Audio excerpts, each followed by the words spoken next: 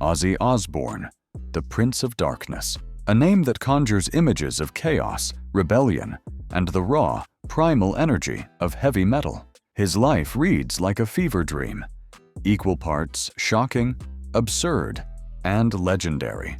From biting the heads off creatures to defiling historic landmarks, Ozzy's antics have fueled tabloids and terrified parents for decades. But is that the whole story? Is Ozzy Osbourne destined for hell? Or is there a deeper side to the man behind the myth? Let's dive into the wild ride of Ozzy's life, the madness, the loyalty, the love, and ask, who is the real Ozzy Osbourne? The madman's wild ride. Ozzy Osbourne's life is a masterclass in defying expectations. Born John Michael Osbourne in 1948 in Birmingham, England, he grew up in a working-class family, one of 6 kids in a cramped, post-war home. A dyslexic kid with a knack for treble, Ozzy didn't exactly scream, "Future rock god." But when he answered a flyer for a band called Earth, later Black Sabbath, he found his calling. His voice, a haunting wail, became the soundtrack of a generation, and Black Sabbath's dark, heavy sound birthed heavy metal as we know it. By 1970, their self-titled debut album was shaking the world, and Ozzy was front and center, a wild-eyed showman ready to shock. Shock he did. In 1982, during a concert in Des Moines, Iowa, Ozzy bit the head off a live bat, thinking it was a rubber prop. The crowd went berserk, and Ozzy ended up in the hospital for rabies shots. He later turned the incident into a marketing gimmick, selling plush bats with detachable heads. Then there was the Alamo fiasco in 1982. Drunk and wearing his wife Sharon's dress, Ozzy urinated on the Alamo cenotaph, a sacred Texas monument. The backlash was swift. He was banned from San Antonio for a decade, only welcomed back after a public apology and a $10,000 donation. These weren't one-offs. Ozzy's tours were a blur of excess, cocaine, alcohol, and antics like hosing down crowds with water cannons. In 1989, his chaos hit a darker note when he was arrested for allegedly attempting to strangle Sharon during a drug-fueled blackout. She dropped the charges, but the incident laid bare his struggles with addiction. Ozzy's rap sheet reads like a rock and roll horror novel. He once snorted a line of ants during a drug binge with Motley Crue's Nikki Sixx, a story so wild it's become folklore. He trashed hotel rooms, set fire to dressing rooms, and once threw a raw steak at a crowd. His 1981 tour saw him bite the head off a dove during a meeting with record executives, just to make a point. Yet these moments, as insane as they were, made Ozzy a legend. He wasn't just a musician. He was a living myth, the embodiment of rebellion. Fans ate it up, and Black Sabbath's albums, Paranoid, Master of Reality, sold millions. When he went solo in 1980 after being fired from Sabbath for his erratic behavior, albums like Blizzard of Oz and Diary of a Madman proved he was unstoppable. Crazy Train and Mr. Crowley became anthems, and Ozzy's solo career soared. The man behind the madness. But there's more to Ozzy than the headlines. Beneath the chaos, there's a man whose heart has always been his anchor.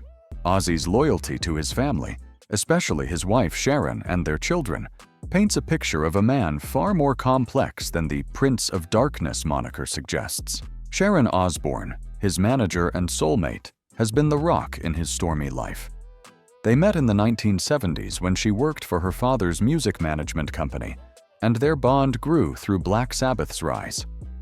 When Ozzy was kicked out of the band, Sharon took the reins, guiding his solo career to new heights. They married in 1982, and despite the turmoil, his addictions, infidelities, and that 1989 incident, their love endured. Sharon's strength pulled Ozzy through his darkest moments, from rehab stints to battles with alcoholism. In 2016, when they briefly separated after Ozzy's affair, they reconciled, proving their bond was unbreakable. Ozzy once said, "Sharon is my soul. Without her, I'd be nothing."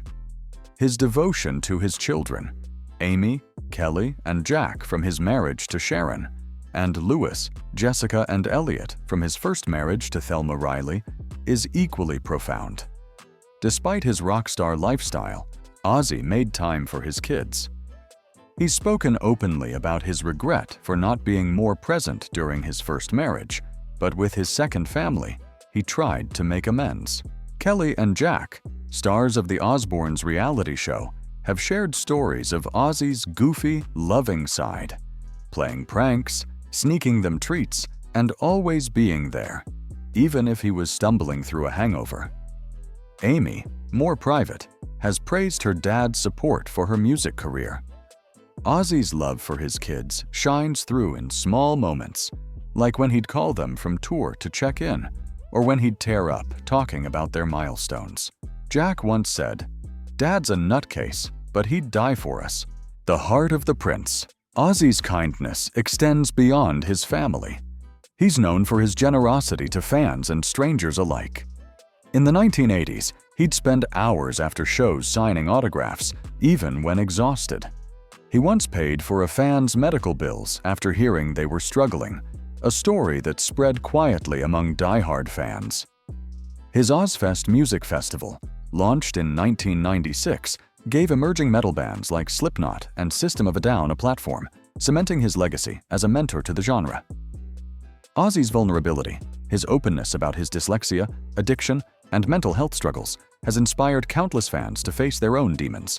He's never pretended to be perfect, and that raw honesty makes him relatable. His love for animals is another surprising facet. Despite the bat and dove incidents, Ozzy's a lifelong animal lover. He and Sharon have rescued dozens of dogs, and their home is a menagerie of pets. Ozzy's been spotted walking his Pomeranian in LA, looking more like a doting grandpa than a rock star. These glimpses of kindness, his loyalty to Sharon, his devotion to his kids, his generosity to fans, reveal a man whose heart is as big as his legend, the legacy of Ozzy. So, is Ozzy Osbourne going to hell? The question feels almost laughable when you peel back the layers. Yes, he's lived a life of excess, drugs, alcohol, and antics that would make most blush. But he's also a man who's fought his demons and come out stronger. His music, from Black Sabbath's groundbreaking riffs to his solo anthems, has shaped generations. His love for Sharon and his kids, his kindness to fans, and his resilience in the face of addiction paint a portrait of a man who's more human than myth. Ozzy's not a saint, but he's not a devil either. He's a survivor, a showman, and a father who's lived 1,000 lives in one. Ozzy Osbourne, the legendary Prince of Darkness, passed away on July 22, 2025, at age 76, after a long battle with Parkinson's disease. Despite his health struggles, including a spinal injury and mobility issues, Ozzy continued to create music and perform until his final days. His last public appearance was just 2 days before his death, surrounded by family. From Black Sabbath to a solo empire, Ozzy redefined heavy metal and inspired generations. More than the chaos, he'll be remembered for his heart, resilience, and iconic voice. His legacy will live on, louder than ever. Rest in peace, Ozzy.